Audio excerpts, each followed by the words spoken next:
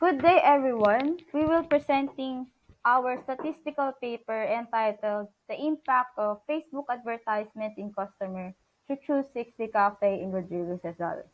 I am Cindy D. De Besfruto from BIT4C FSM, and so let us begin to our introduction for brief understanding of our study.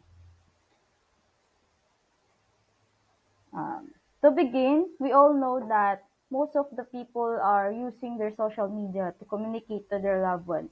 Facebook is the most used application in this generation. It is where we can share or post our live updates, and it's easily to use than other apps. That's why online sellers use this platform to sell their products. It is another way to reach their customers since the pandemic came in March 2020. So our research focused on the impact of Facebook advertisement to customers to choose 60 cafe. Our sample size is 30 respondents. We randomly selected. Next slide, please.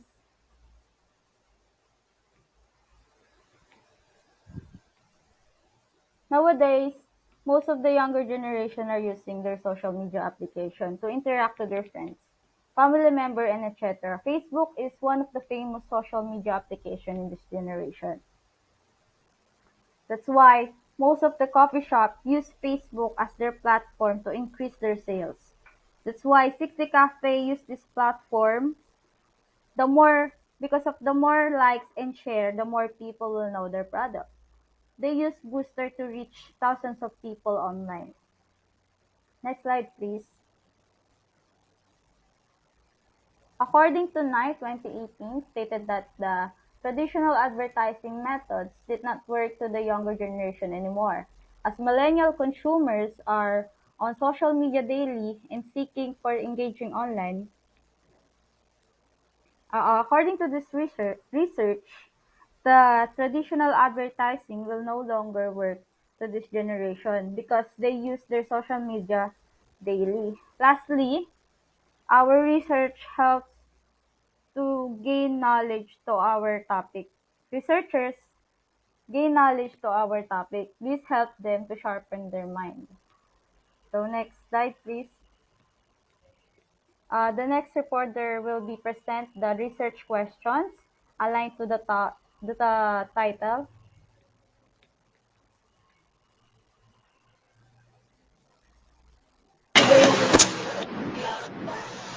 So good day everyone. So good day everyone. I'm Angela Kaykachola and I will going to tackle about the research questions aligned to the title. Now, there are research questions that are assigned to the title. First is their age and gender. We need to determine their age and gender in order to determine what age and gender drinks coffee and see an advertisement in Facebook. Second is how many times they drink a coffee. Third is what they frequently looking if they see an advertisement. They are looking for menu, price or event. And last questions for determine if the Facebook advertisement had the impact to the customers to choose the 6D cafe. Next slide please. Next is this is the formula to determine the sample size. Number of population is equal to the total population over 1 plus total population error or margin squared. So we computed that we need 30 persons we need 30 respondents to answer our survey. Next please. So strategy to answer the research question. As the researcher, we also we use data gathering we use gathering and made a questionnaire regarding the impact of Facebook advertisement in customers to choose 6D Cafe in Rodriguez Rizal. First of all, we as a researcher ask permission to the owner of the 6D Cafe and to the manager if they will allow us to make a research to their establishment. Also, Also in the customers, we explain all the necessary details about the questionnaire so that the respondent are guided well while answering. So by that, we will be able to know if the respondents agree to participate in our research study. The data was obtained from the customers in 6D Cafe. The data has been cleaned, processed in order to meet requirements in multiple liner in regression to answer the questions. So next slide, please. So this is a research hypothesis. There is no significant relationship between the impact of Facebook advertisement and customer choice of 6D Cafe. So for the conclusion, let's further explain. Next reporter will be Rayelin Paller.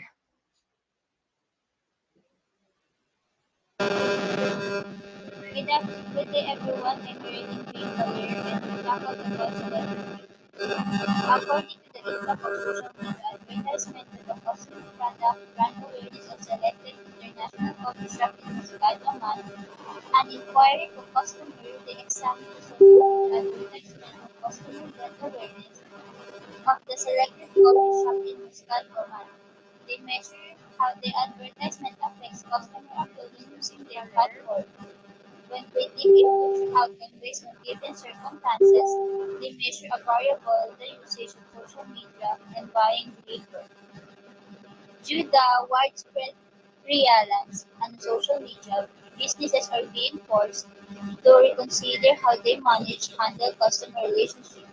On social media, exam the rationale behind business social media usage.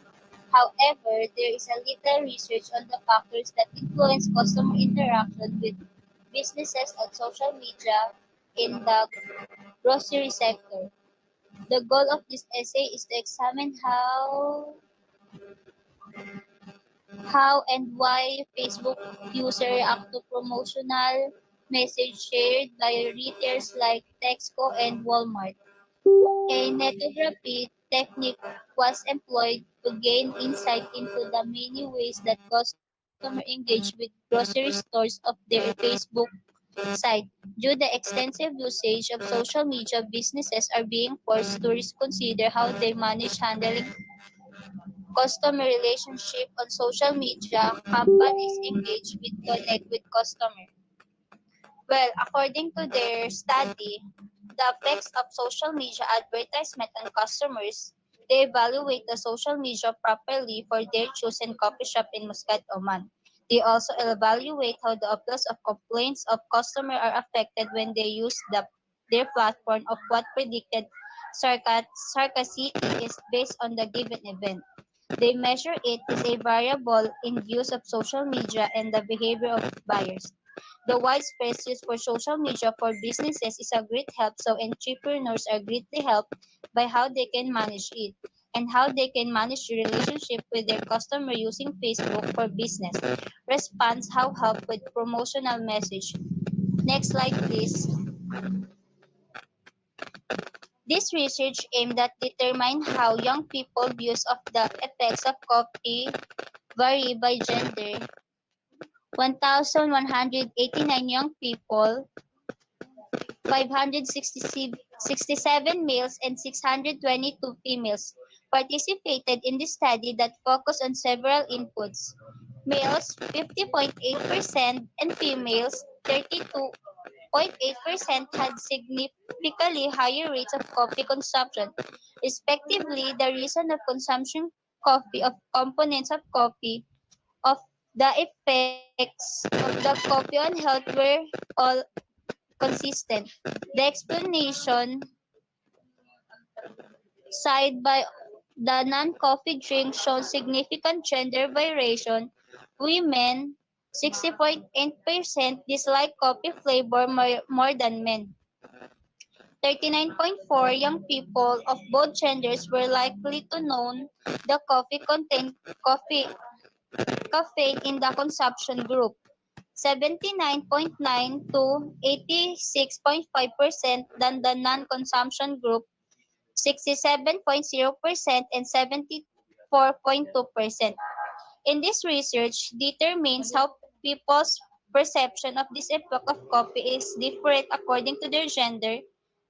To the other young people, boys are 58%, while girls are 32.8%.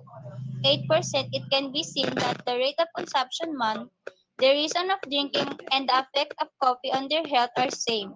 The explanation for not drinking coffee show a difference in gender. 64.8% of the coffee don't like coffee are women mentally 39.4 while men are. Young people of the same sex are more aware that coffee contains caffeine in consumption group and percentage is 79.9% to 86.9%, and according to the non-consumption group, per percentage is 67.0% to 74%. Next slide, please.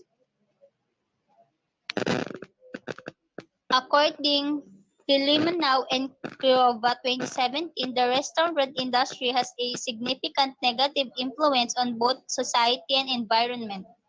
The sector negative effects are largely ascribed to careless customer decision making. The design of customer choice should be improved to make it more responsible in order to increase and sustainability of food service offering. Restaurant menu can be designed to educate customers about the social and environment effect of their selection and nudge them toward making healthier of food choice. In this study, manager perspective on how menu design affects customers' ability to make more responsible decisions are examined.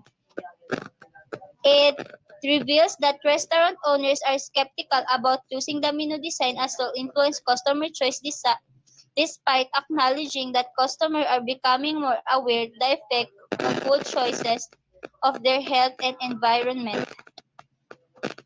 According According to their study, restaurant of industry has a negative impact on environment according to Philemon and Pinova 2017. The negative effects are largely ascribed to careless customer decision making. The manager perspective menu is important because that where customer based what they want to buy and design of customer choice must be improved to be responsible and increase the sustainability of food service offering of a restaurant, and another is for them to know if what they choose to eat is for the health and environment. Next slide, please. Next slide po. Thank you.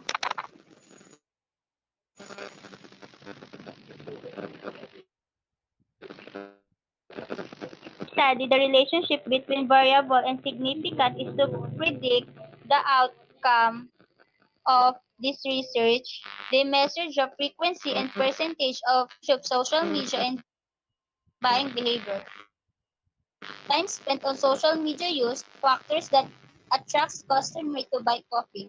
Times that the company see advertisement see seen in social media. They use likely scale to assess the customer social media advertisement and awareness.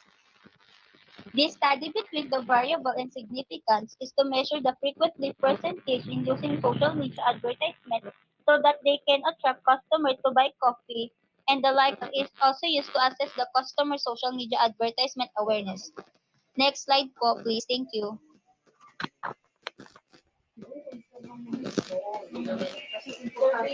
This study aims to know that Facebook advertisements are correlated for the customer choice 60 cafe in previous result.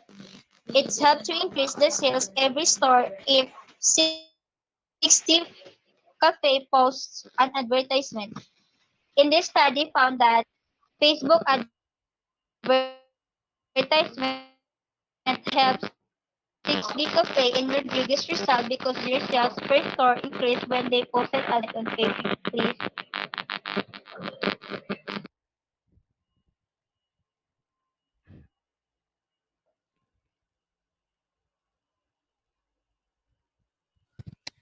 So I'm Rafael James. I am B84C. So I'm introduced to you the results of our stats paper in 6D Cafe.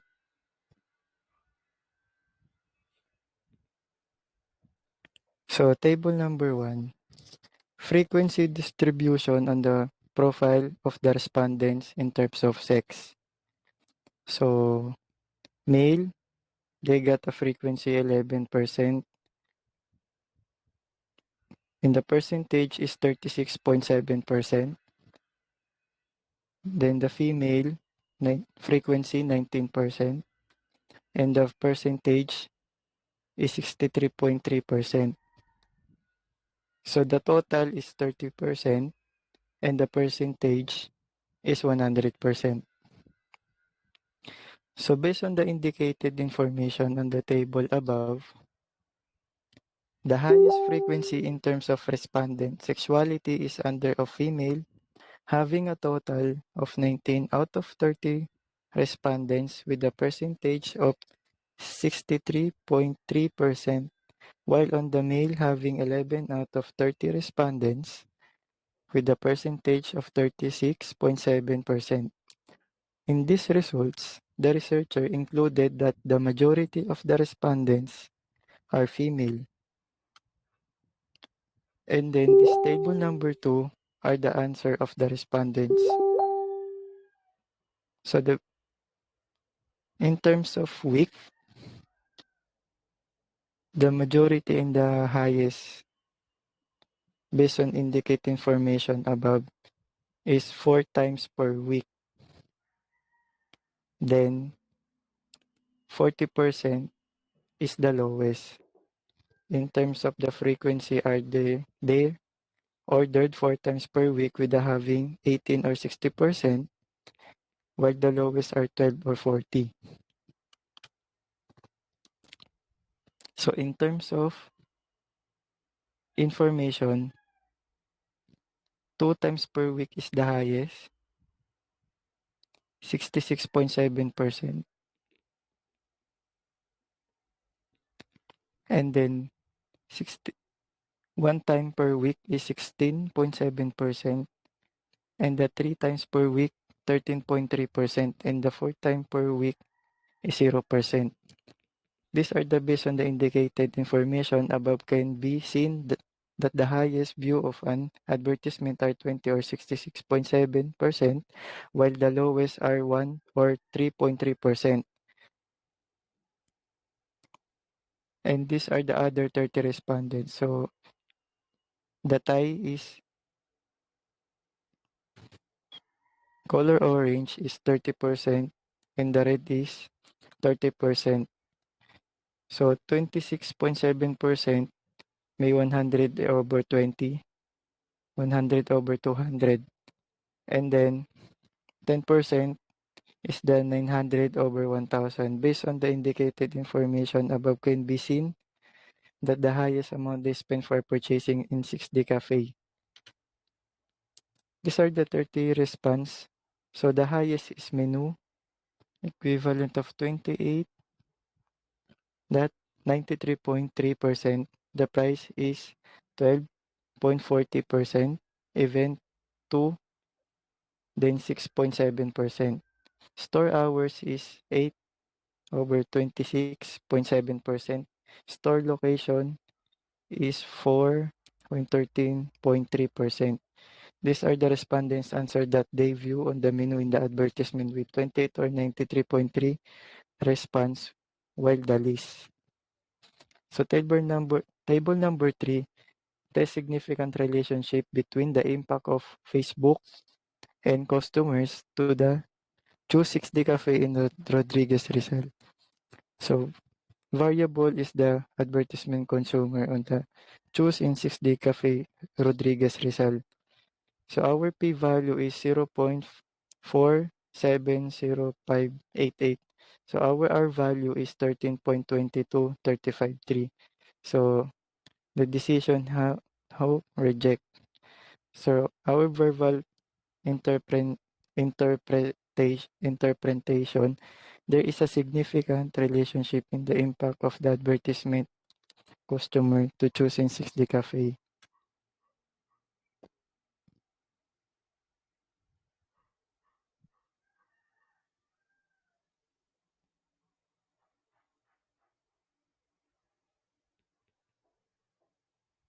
So, our conclusion.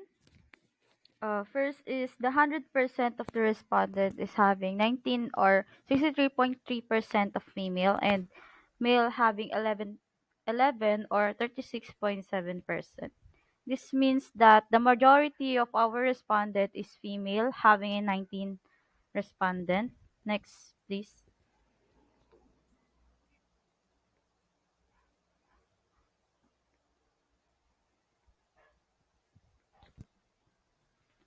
So most of the respondent answered they ordered increase with weighted mean of 432 and the advertisement also increased with weighted mean of 75.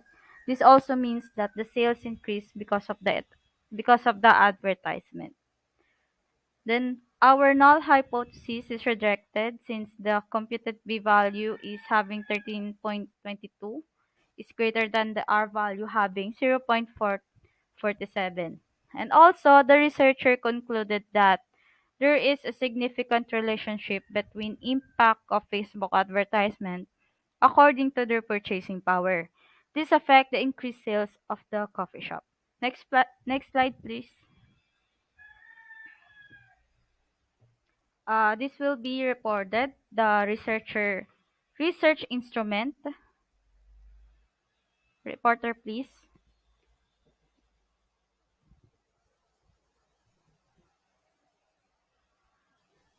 So research instrument.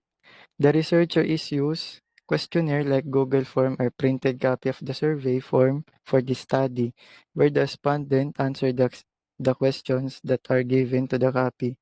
The researcher is used to descriptive correlation research design is gathering data for the study.